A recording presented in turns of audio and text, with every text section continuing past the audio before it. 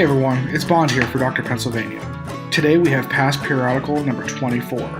This one comes from the Columbiana Democrat, which was published out of Bloomsburg, which is in Columbiana County. This is one of the older ones we've done for a while. This one comes from Saturday, May 26th, 1849. As a result of it being so old, it's a little tough to read, and some of the verbiage and type is a little hard to get through, so give us a little bit of slack. A most extraordinary case. A most infamous attempt was made yesterday to destroy the lives of Thomas Warner, Esquire, and his family that has ever been known in the city. The means adopted was by what is familiarly known in the old world by the name of the internal machine. It appears that on Thursday night between 9 and 10 o'clock, during Mr. Warner's absence from the city, a box was left at the door of his house, having on it written in bold businesslike hand, through evidently disguised, Thomas Warner, Esquire, 18, Place Confidential. Mr. Warner did not return until yesterday, and when he went home, he was told of the box having been left there, and it formed the subject of conversation at dinner, and while the family were engaged in eating their dinner, the box was brought down to the basement, and Mr. Warner found that it was wrapped up in newspaper of March 26, 1849. Mr. Warner had previously given directions to his son to open the box and see what it contained. But his suspicions being excited, he proceeded to do it himself and slowly drew the sliding lid about halfway when he saw a blue and yellow flame arise from it. And with the utmost presence of mind, he quickly called to his wife and son to leave the room and ran out himself.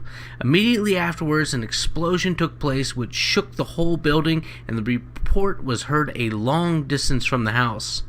Returning to the room, he found that the explosion had partly blown down the partition wall, shattered one of the doors into pieces, and partly broken another door. The lower sashes of both windows were entirely blown out, and the glass was broken into small fragments, and the crockery on the table was broken into pieces. One of the pictures hanging up in the room appears to have been perforated by two balls. The fragments of the box show that it was made of mahogany, about half an inch thick, with a sliding cover. The city reporter adds the following particulars.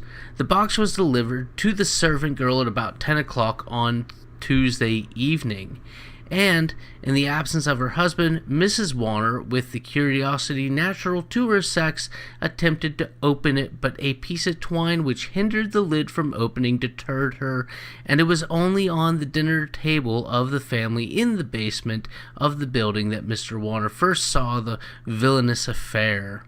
This occurred about 3 o'clock Friday afternoon, and it is alone owing to his presence of mind in warning his family on the instant of the terrible danger that awaited them, they were enabled to escape unhurt.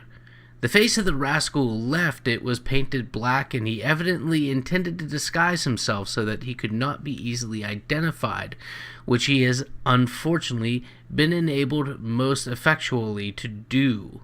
Mr. Warner offers a reward of $500 for the arrest and conviction of the villain, and we think the city authorities should increase the sum to $1,000.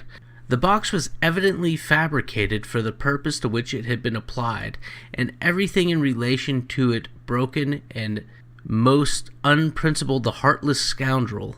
There was no sandpaper on the lid, but a coating of glue on the inside was charged with a quantity of sharp grit, which, operating on the faces of some half a dozen bunches of Locofoco matches, most completely fired his internal machine, consuming with 6 canisters of Hazard's best rifle powder, the box being otherwise filled with slugs and balls.